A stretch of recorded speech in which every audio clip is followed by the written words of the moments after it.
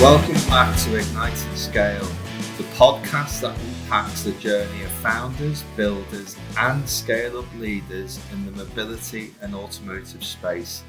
Today, I'm joined by Ken Cumming, the founder of Redhead Automotive, a consultancy known for unlocking profitability and operational performance for dealers groups across the UK and Europe.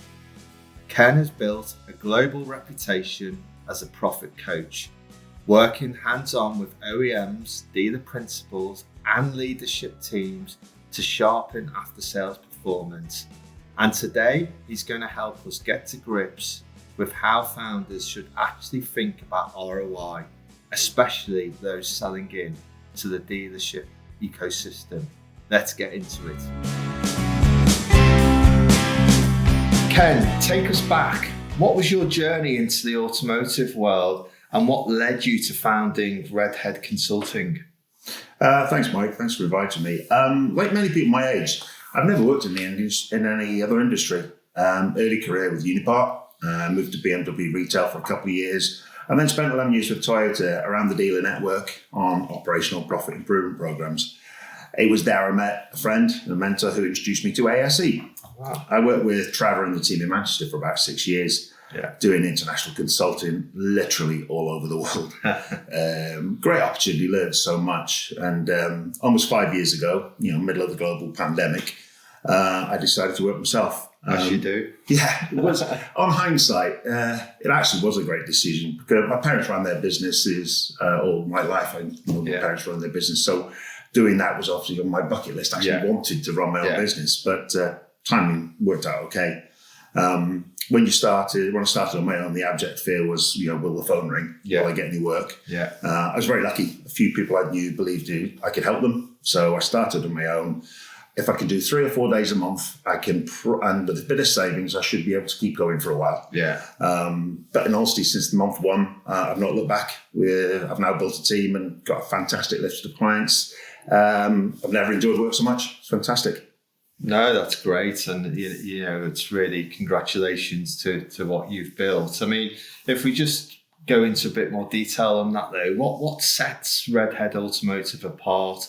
I mean, there are a lot of consultants out there in the market, and that appears to be an increasing trend at the moment. But what's the edge that you've built? Well, like anybody in the automotive, I bumped into consulting businesses throughout my career. Many of them have been great to work with, but I found some of them quite divorced from the reality of the daily grind of working in a dealership. I think that's where we come across as being real. I say we're now a team of like-minded individuals. They join me for projects. They understand dealer operations in the current world, the pressure points, the frustrations, and most importantly, the time issues that dealers have. We try to find solutions that suit each client, and they are individuals. When I think what sets us apart, everyone on my team have dealership experience. We're all training background, consulting backgrounds, so we can go in, understand the problem, analyze it, understand the people problems, and find the best solution. And what we always start with is, what's the best you can get of what you've currently got in terms of people and systems? Don't spend any more capital. Don't employ any more people. Let's get the best of what we've got before we do anything else. So I spend time discussing the problem with the program with every client before we start, or even before deciding if we can help. But everything is based on numbers and KPIs. Only from there can we build and show improvements. Most engagements involve us working with an established team. We inevitably hit resistance, as our job is to develop change. We all know people hate change. With change comes risk, which risk people are scared of. But the fact that we've done the job, we understand those frustrations, lets us find an acceptable solution that lets the team settle into those new habits without too many fears. I suppose I'm a bit of an idealist. I always start with the point that everybody comes to work to do a good job. And our job is to help them achieve a good job. A lot of managers focus on what's not been done or what KPI has been missed. Which leads to a lot of people feeling that they're failing. And that leads to a lot of churn. So whenever we do anything, whenever we talk to a new client, it's right, what do you actually want to achieve? What numbers does every individual person believe they can achieve? So if it's a service advisor, for example, just give them one number, right? Today, I want you to do 14 invoices. Yeah. Yeah. Because if that happens, lots of other things have happened so that one number is delivered. Yes. So don't make it overcomplicated. Not 15 things to upsell, just one thing to focus on for a number of days. Yeah. Don't confuse them because they've got so much to do just getting through the day. Yeah. To add too many things on, just you lose people. Yeah. And obviously profit's a cornerstone of what we do. It was very interesting last week. I had a call from a client in the Northeast. I had a couple of days with them early at the beginning of the year with him, with the owner and the team. It was really nice. He rang me up. He said, "Can we just have the record May ever from both the service and the parts point of view?" But what was really interesting wasn't that he'd driven it. It's because we engaged with the team. Yeah. They felt responsibility to deliver it. They knew what they had to do. Yeah. So they had a record month. They all celebrated it. I suppose I provided them with what to look at and a couple of simple things. And they all bought into it and delivered it. So that's where we try to work on empowering the team to deliver their bit. Yeah. And that's the way we work. I mean, you make it sound very, very simple, really. It's refreshingly honest. There's a lot of common sense there. And I guess just switching into profitability and after sales, because I think that's often misunderstood or under-leveraged. And I guess in these times, it's never been so, important to unlock. But how do you help groups unlock hidden margin, especially in mature markets like the UK or Scandinavia, where you work as well? Yeah, you're right, Mike. I spent a lot of time in Scandinavia. I suppose where I start with back to the basics, as everything should be. We're all facing the rising direct and indirect costs of people. The shortage of tax is not allied to the UK alone. Same thing across the Nordics. And all the rising business costs. So what we're really recognising is the fact that we're employing these people. They've got to provide us value for money. Yeah. And recognise the fact that within the employment, it's got to be payback, guys. We need to employ you, but you need to hit some things for us as well. Yeah. Technicians, as an example, they've got to be efficient. And I think what we do is we blame technician efficiency, but it starts long before the car arrives at the workshop. Yeah. It starts with what's the diary loaded like? Yes. What's the activity towards driving the right sort of work into the business? So when we start talking about after sales, people look at the end. Is it making enough money? Well, what we do is go right back to the very beginning and say, right, what can we deliver? Within the team, with something, I've got a couple of tools I use, which just by asking 4 or 5 questions, they start to recognize what they're able to achieve. So I just ask the questions, they give me the answers, and then they start to recognize the fact that some of these things are achievable. So I think when we talk about after sales and profitability, it's right, what could we get? Right, we can agree we're going to get there, right? What things need to change? Yeah.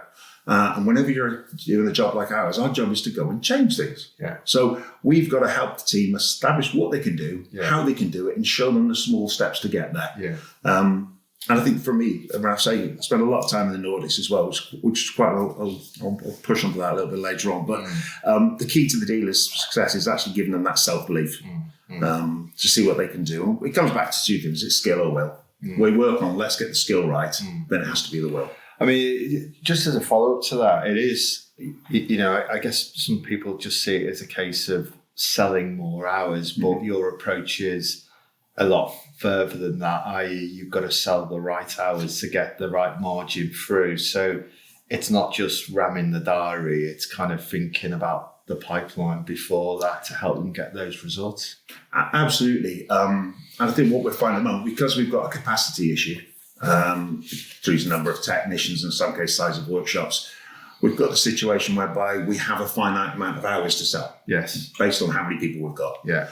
Well, warranty, as we know, has had a few challenges recently. Internal people selling more cars. Well, what becomes the balancing factor is retail. Yeah. Well, retail is the best and most profitable work we can get. It drives customer retention, all the stuff that does that. Yeah. And it's the top up. Yeah. So no wonder our businesses are struggling, or some of our businesses are struggling a little bit, when actually the most profitable part of our business will only take as much as we can, but we don't max out on it. Yes. So when we look at the diary, what's the right mix to load so we get the right mix to invoice? Yeah. So that's where I look at it. No, again, really, common sense approach when you put it in those terms, really. But I'm interested, you have spent a lot of time with dealer groups in Norway. And that's the market we always look at in terms of EV evolution, etc. What do you think UK founders can learn from Norwegian dealers and how they're thinking about after sales and customer retention, given where the EV car park is at the moment? I work across the Nordic region, and the biggest changes, as you're absolutely right, is the adoption and integration of EV. The taxation system is actually governmental driven, and despite what people think, it's not consumer driven. Yes, they still like the petrol and diesel cars, but the taxation is forced in that way. And I think at the moment it's hard to disseminate exactly what's going on because they've had a bit of an unnatural sense of degree of warranty with the electric cars coming along, and I think they've not really felt the full pinch of EV normal servicing. Some of the markets over there, some of the brands over there, 25-30% warranty mix because of product issues. So it's difficult to really get to that point. But what we have seen is the whole market moving away, because it was very much sales orientated. When about 5-6 years ago, I went over there, after sales was not even thought about. Some of them were, of course. Some dealers are fantastic, but as an overall, there wasn't the drive to after sales that we've had in this market for a long time. They've heard of the word absorption, but they don't really use it in day-to-day language. I think when you look at it, the whole thing, they've moved over to EV. The manufacturers now are really starting to push the after-sales message. It's definitely manufacturer pushed. They're working on their 4+, 5+ programs, whatever they have, to try and hold on to that customer for longer, for all the obvious reasons. Digitalization is quite an interesting one because certainly take Norway, take Denmark, they are very much further down the cashless society than we are. And the use of digital is much more easily adopted. And I think that they're all starting to see it as a little bit of a double-edged sword because, yes, they're moving to digitization, which we're everybody's talking about at the moment, but they're seeing that double-edged sword because the service advisors, particularly service advisors and some of the sales execs, are taking themselves away from direct conversation with the customer. They're relying on the systems and integration and all this stuff. So they're not actually talking to a customer for a decision. They're shying away from it, maybe whatever the rationale is. They're relying on the systems to do all this stuff for them. So my caution to them over there is, look, just your digitization has a place. It's not going to fix all the ills of the world. Or don't be lazy because you can send an SMS. And I've had a couple of conversations with some of the guys over there saying, stop, SMS is lazy. Are you doing that as part of the process or the sole process? So, I think the Norwegian dealers are certainly seeing they're moving more towards digitalization. But again, is it to replace people or is it to give the consumer a better experience? And possibly they've gone about it. They're not quite got that mix right yet. No, I mean, it is complex, isn't it? This sector, and we talked about clicks and bricks before, and customer journeys on your terms, and you've got to get the human stuff and the digital stuff. You've got to get that mix right, and that's and you'll never get it completely right. But it's it's fascinating insight. I think that whole point is that we've got to keep the people. We're a people business. We just fix cars and sell cars.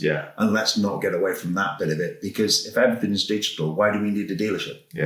So be careful what you wish for in the world of digitalization, and where you're going to have a job if you've not got interaction with people. So no, it's a great analogy. I mean, it's a perfect segue onto our last question in terms of, many SaaS founders are trying to sell software into dealer groups or OEMs. And from your experience, how should they frame ROI and what actually lands with dealer principals or ops teams when it comes to justifying a particular product purchase? It's an interesting topic. When I look around the landscape, as I visit all the dealers and stuff, they're all telling me about this system they've got. And a lot of them have similar versions of the same thing, if you like. The only difference is how it's packaged, sold, or how the data is displayed. But a lot of them talk on the principle of, well, just sell one more car and you can have this system. If you have this system, you'll sell 10 more services every month. And I was taking an example. I was working with one dealer group and multi-franchise, and across the different operations, they had 28 add-on systems. each of them purporting to sell one more car or 10 more services or whatever it may be. It's probably average, by the way. Yeah. But I think when you start looking at it, you say, well, what does that cost every month? Yeah. And is that cost resulting in me selling 5 more cars, 10 more cars? Yeah. And I think the bit I'm struggling with a bit is that whole, investment doesn't necessarily provide a return. So when we start looking at it, I think the challenge I look at is some of the systems are manufacturer sponsored, where they say you must have this new system because somebody in the manufacturer has decided this is the silver bullet. Yes. Some of them are dealer purchased and all the rest of it. But I think my challenge, I suppose, to providers is, a lot of the effort goes into the selling and the initial training of the product, which is great. But usually what happens 4 weeks later, people have forgotten what to do, and it ends up being an idle system. Yeah. So I think anybody in that world who doesn't just provide the data or provide the system, look at the data, analyze the data, and go back to your customer and say, look, what it's showing me is this. And compared to everybody else, you're here. And I think when you start building that continual recognition of what goes on, because the dealers are not short of data. There is so many reports. If I talk to a head of business or talk to a service manager, sales manager, the amount of automatically generated reports from numerous systems that arrive on their emails every day, they cannot possibly open, let alone interrogate. No. So what we've got to do is say, right, okay, back to our things, what's the key KPI that I need to look at today that's going to know if I'm heading in the right direction or not? Yeah. So please, these systems are great. And when I talk about ROI, I think what I look at when I'm working with the dealers is, does that system provide my client, the person, the service manager, sales manager, whatever it may be, head of business, with something that saves them time? Yeah. Does it mean I've got to open a system or open 5 different systems? So I think the challenge will be actually to take that information and jump it back to whoever the client, customer-facing person is, and say, right, what it's showing me is this. Yeah. What are you going to do with that now? Yeah. So the time is spent on the decision-making and the change, not the analysis. Yeah. Because there's not many systems that produce data that doesn't exist already within the DMS. Yeah. They cut it a different way. They present it in a different way. You get a graph, a trend. Yeah. But what is it telling me to do today? Yeah. What do I need to do differently today to make the results look better? Yeah. So I think for me, the ROI bit is not just about selling more, but if you look back, before you had our system, this is where you were. And keep referring back so they keep seeing that ROI, because if they lost the habit of what they're doing, they might go back 6 months to where they used to be and not realize that it's the system that drove them. So the bit for me is that continual recognition of what the system's provided and an external view to say, right, where are you with where you used to be? Yeah. So that ROI, a bit more long-term, the way that works out. But it's more does not mean better. Just because systems can produce 72 different graphs, don't do it. Yeah. Give them the 2 or 3 at that point in their evolution that you think, as the data provider, are the most relevant to them. Yeah. Save them time. The money is done, but save them time. That's what everybody needs in a business, is more time. No, Ken, that's very, very true, and what we see at the moment as well. So really appreciate you coming on. That was, I guess what I love about your work is the absolute clarity of focus that you provide, improving profitability, not just activity, as you said. And I guess for anyone who's building tech for the dealership world, your advice around ROI and tangible value couldn't be more timely. So thanks for your time again. You're very welcome. It's much appreciated. Thanks. And Ken, just as a final note, if anyone wants to get in touch with you, what's the best way of doing that? Like everybody got a redheadautomotive.com with a hyphen in the middle, or ken@redheadautomotive.com. So emails, all the rest of it. We've got the website there. Get in touch. We're always looking for new clients. What the key thing for me is I only want to engage with people where I think I can help. Yeah. It's not a numbers game. Yeah. I only work with people where actually I can help them. We get on well. Yeah. And actually we can have some fun along the way and get some results. Yeah. So it'd be great to get in touch. No problem at all. That's great. And that'll be in the show notes as well. So thanks again. You're welcome.